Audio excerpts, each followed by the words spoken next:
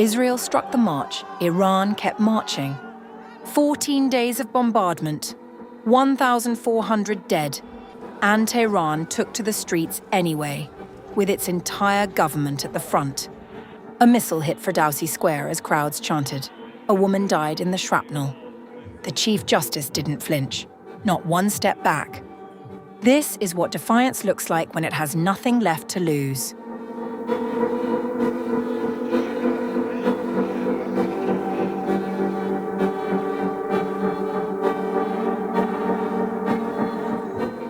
Iran's judiciary chief Gholam Hossein Mohseni stood in the middle of the crowd talking to reporters when all of a sudden,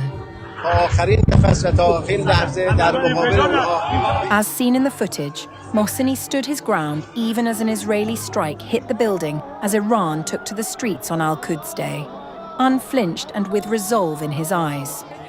After a brief pause, the resolve reflected in the words too. We want them to pay with their lives. The world should know that they started this war, but the Islamic Republic of Iran will end it. By the end of the day, one woman was dead, killed by shrapnel from an airstrike that struck Ferdowsi Square, as thousands had gathered there for the commemorations. The blast came on the 14th consecutive day of American and Israeli strikes on Iran, with at least 1,444 people killed and more than 18,500 injured across the country since February 28th. And yet Tehran marched, and marched with the balls of steel.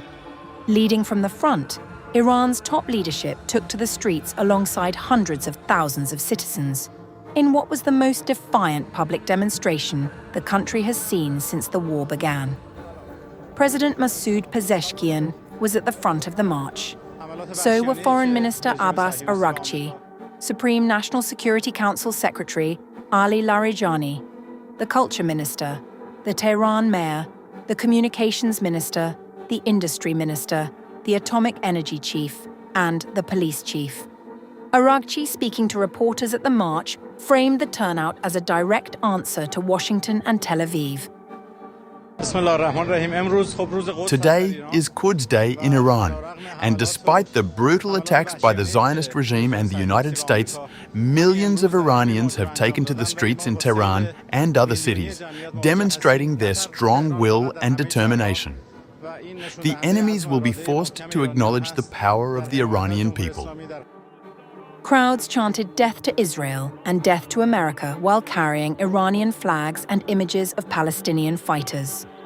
Israel had warned demonstrators to evacuate Engelab Street ahead of planned strikes, but the warnings did little to thin the crowds. Security official Ali Larijani dismissed the strikes as a sign of weakness and took direct aim at the US president. The Zionist entity's attacks on the course of the march are proof of its desperation. Trump is not intelligent enough to realize that the Iranian people are mature, strong and determined people. The greater the American pressure, the stronger the people's resolve. Al-Quds Day has been observed in Iran on the last Friday of Ramadan since the 1979 Islamic Revolution. This year, it fell in the middle of a war, but try telling that to Iranians.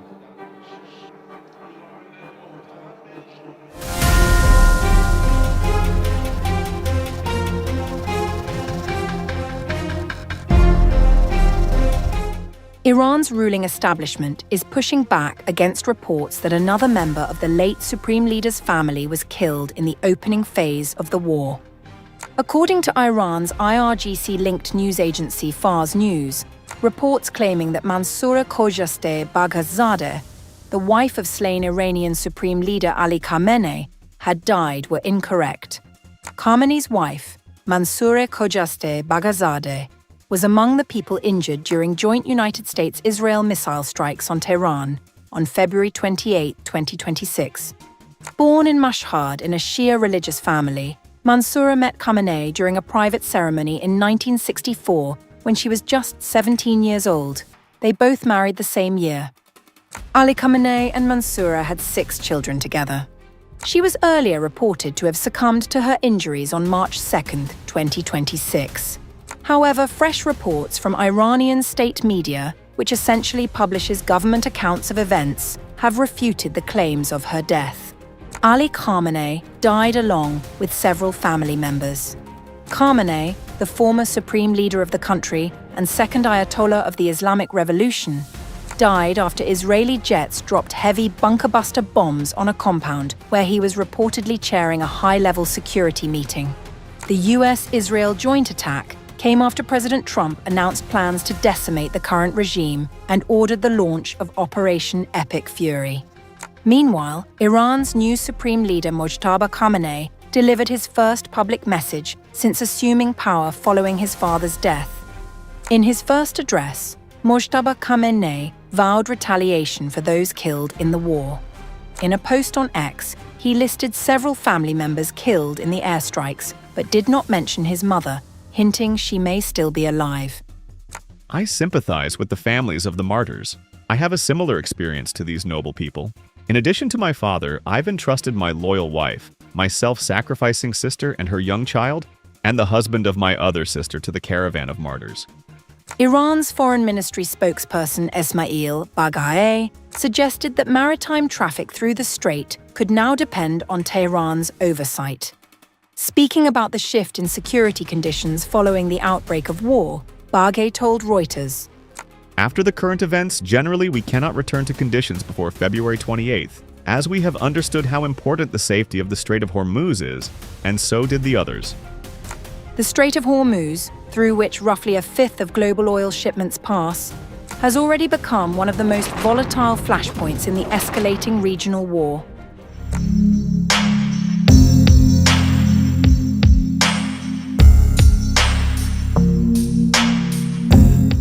Reports are emerging about the condition of Iran's newly installed supreme leader, Mojtaba Khamenei, with claims that he is critically injured and possibly incapacitated even as Iran continues military operations across the region.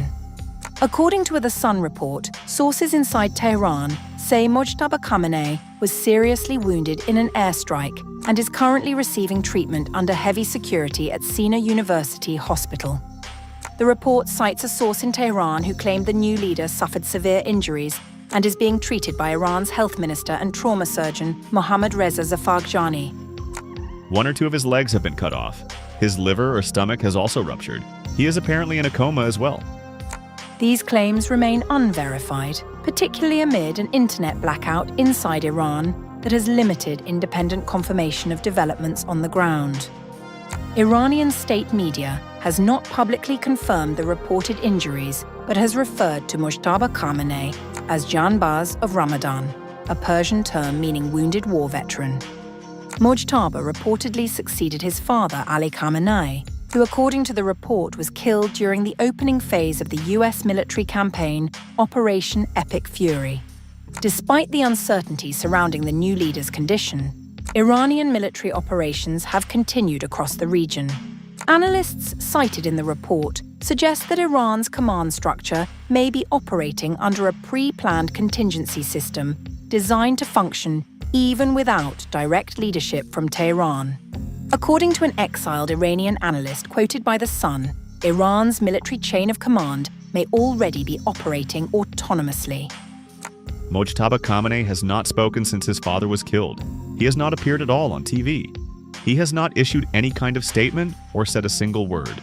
There has been no stirring address to the armed forces he now commands, and that has fueled speculation that he is seriously wounded or even dead.